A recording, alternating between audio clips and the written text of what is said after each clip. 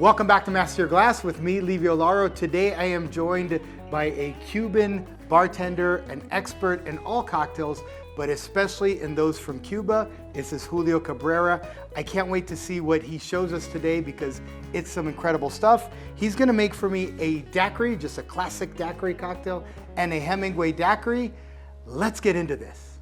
Julio, thanks for coming on the show. No, thank you for inviting me. Absolutely, absolutely. So for those of you out there who are not familiar with Julio Cabrerea, Julio is a renowned bartender out of Cuba, a certified cantinero. He's traveled the world, Mexico, Italy, United States, Cuba, making great cocktails. And in my opinion, my brother, and in the opinion of many others, he doesn't need my credentials, he is the foremost Cuban bartending expert in the United States. And so today, you're gonna show us how to make the proper daiquiri and the proper Hemingway Daiquiri, The right? classic daiquiri and the proper Hemingway. I love it. Well, the floor is yours. Let's do this, baby. Thank you very much. If you want to make a daiquiri, a classic daiquiri or daiquiri clásico, it's very simple. 3 ingredients: white sugar. Listen, white sugar, not simple syrup. I mean, this is the classic. You can make it with simple, but the original way is white sugar and fresh lime juice. Always is the most important ingredient in the classic Cuban cocktails, and a good white rum. The original was with Bacardi. That's why I always make it with Bacardi Clásico, Bacardi Carta Blanca. The original, this is the heritage. It's a replica of the original Bacardi when the daiquiri was created in 1898. It's 45 ABV. It's called the Bacardi Heritage. It's like a replica of the original. So it's very simple. It's gonna be served in a coupe glass, in the cocktail glass. We wanna chill a little bit the glass before using it. So some ice is in it. And then in a shaker, we're gonna place half tablespoon of white sugar. This one here, yeah, white granulated sugar, like half tablespoon. And then we're gonna add 3/4 of fresh squeezed lime juice. This is a cocktail that you can perfectly make at home. I love it. So 3/4. And so just a question for you, Julio. If Yes. they don't have the heritage bottle, Carta Blanca Bacardi is fine as well. Yeah, the Bacardi Superior, no, Bacardi Superior, that is the Carta Blanca we have now, is 40 ABV, but it's the one everybody uses. This one is more like a collection bottle, but this one is, you know, closer to the original they use. So once we have the sugar and the lime juice in the shaker, you have to stir a little bit, you know, like 10 seconds to dissolve the sugar and the lime. Because then when you shake with the rum and with the ice, you know, it's not going to melt easily with the alcohol and the ice. So now we have the sugar and lime already mixed, and we're gonna add 2 ounces of Bacardi Superior, Bacardi Carta Blanca, or any other good white rum you have. So this one is gonna be 2 ounces.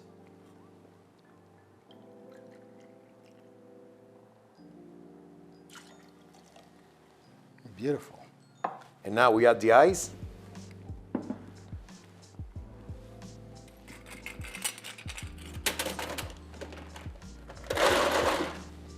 I can tell your style of bartending comes very familiar to me. I see you have a little Cuban and Italian style. Cuban, Italian, IBA style. IBA style blended together. The technique.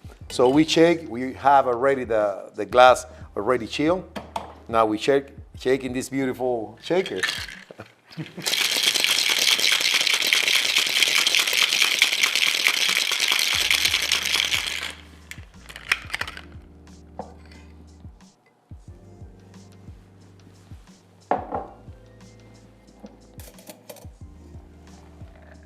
So we stir the cocktail, we strain the cocktail into the cocktail glass. And this is Daiquiri Clásico. Daiquiri Clásico, just 3 ingredients: white sugar, lime juice, and rum. Shaken up, no garnish. I think this is, my go-to cocktail every day. I love it. So- I can see the so re- passion in your eyes when you make it. So refreshing and so simple, but one of the best cocktail ever. Awesome, awesome, very good. Okay, let's set that one right there. Perfect. And let's go ahead and make the Hemingway Daiquiri, and then the good part is I get to taste these. Absolutely. So we have another glass. So it's gonna be served in the same cocktail glass. We're gonna chill the glass.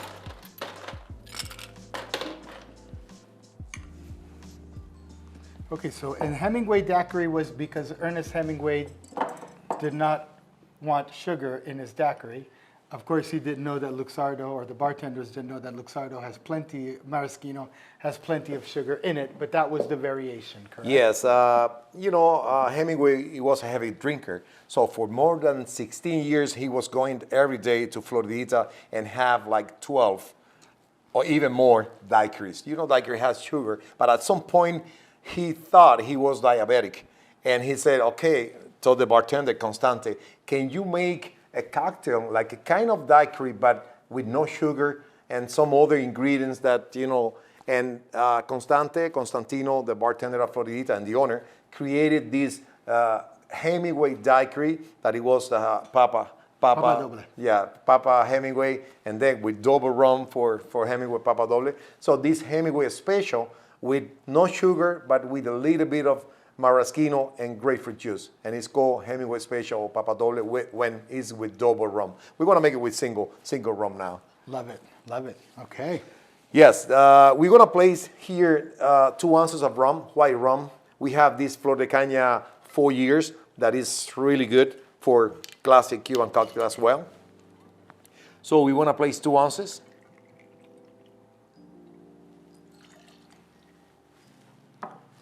And then we want to add 1/4 of an ounce of maraschino. Just 1/4. Even a bar spoon works. But I like 1/4 ounce. Beautiful. Then we're going to add 1/2 ounce of each lime juice and grapefruit juice. So 1/2 ounce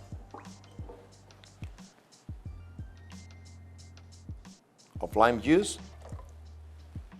and 1/2 of grapefruit juice.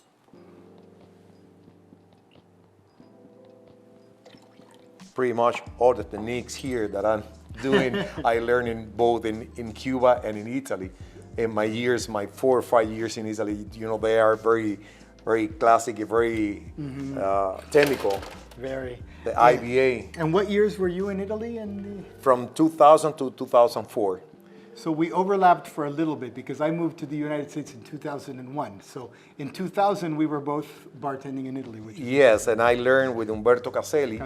Yeah, the IBA president at that time. Yeah, he also tested me for my Capo Barman exam, and he was quite a gentleman. Quite a gentleman. Yeah, Bar David at Michelangelo Hotel. Mm-hmm. So we have the cocktail glass already chilled, and we want to shake again.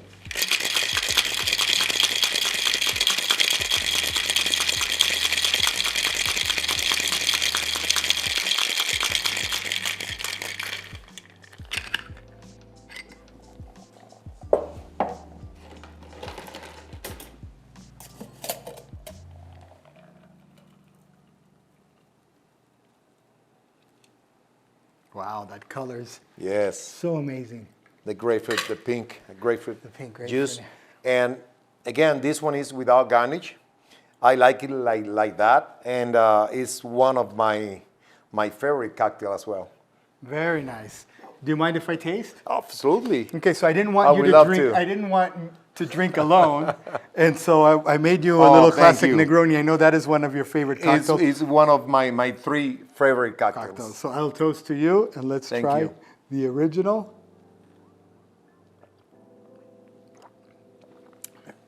So good, so delicious. I just love, the rum comes through really nicely. I get the rum, I can taste it. It's not covered, it's not masked.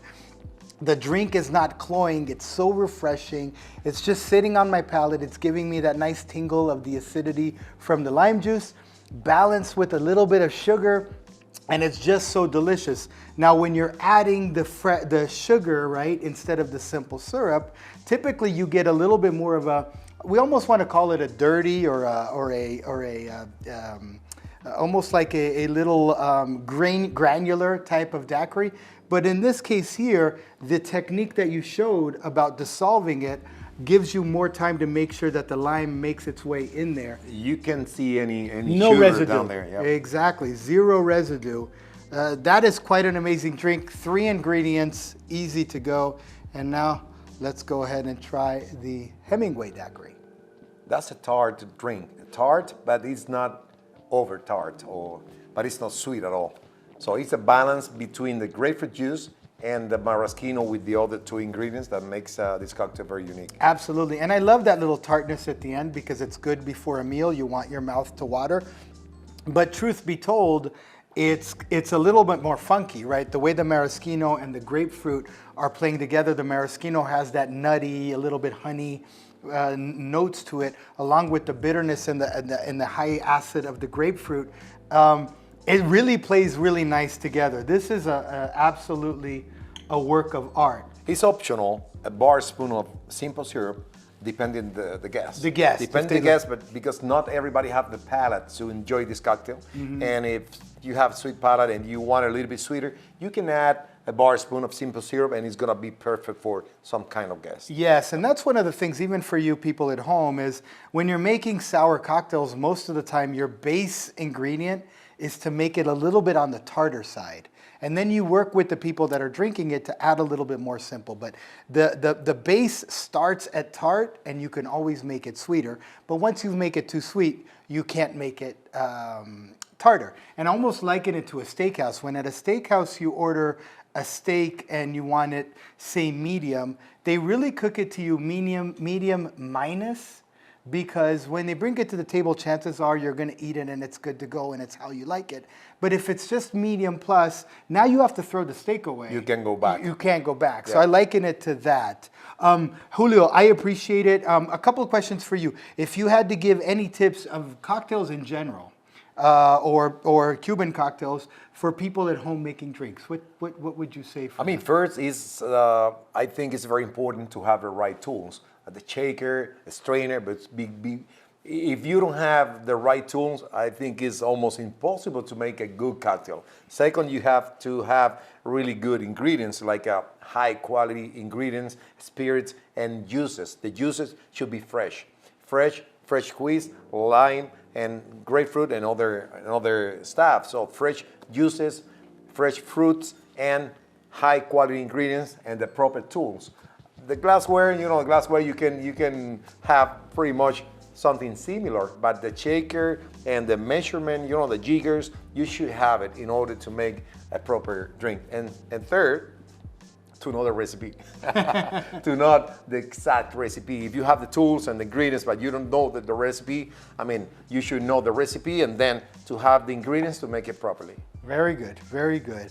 Lastly, tell us a little bit about La Trova. So Julio opened a bar in Miami called La Trova, and the story behind it is incredibly, almost makes me want to tear, because it's linked to a story with his father, and there's just so much to it. But tell us a little bit about the bar, tell us what you do there, and maybe some of the people viewing this video today or at some point will go check it out. Yeah, Café La Trova is a bar inspired in the Cuban culture, but mostly my family tradition owning bars in Cuba. They lost their bars and coffee shops after Castro, but I wanted at some point to have a bar here in the United States where I can tribute my family, my father, that they lost everything, but they were very passionate with the bar. But also a tribute to Cantinero style, that we had some people here in the United States that they were Cantinero in Cuba, and we met before there. So I wanted to bring them together in a place where we can work as 100% respecting the Cantinero rules, the Cantinero style. So it was like a family bar, like a tribute to my dad, and also a tribute to the Cantineros. but also to have everything that is important for Cuban culture, like the music that is called La Trova, traditional Cuban music, the cigars, the coffee, the Cuban food, and the Cuban cocktails, everything together, and that's what we have, and everything we got it 100%. We got everything, all my dreams, 100% in La Trova, and that's why La Trova is being now a destination for a lot of people, and it was best 50 bars in the world this year, so we're very happy with everything. And we do at La Trova, we make exactly the same, these two cocktails. The way I made it today is exactly the same we made it at La Trova, because we make a classic, 100% classic recipes. Very nice. Like the mojito as well. Yeah, so when I was in Miami, I was able to visit your beautiful bar, also Sweet Liberty. What are a few other bars that if the people find themselves in that neck of woods, what bars should you see in Miami? Maybe 3 or 4, including, of course, La Trova. Yeah, Broken Shaker. Broken Shaker is a classic. We have La Sirenus, or the little bar at the Four Seasons, one of the best bars. We also have Jaguar Sun, and we have Sweet Liberty. We have some other great bars that I always tell people to go there, and so many others.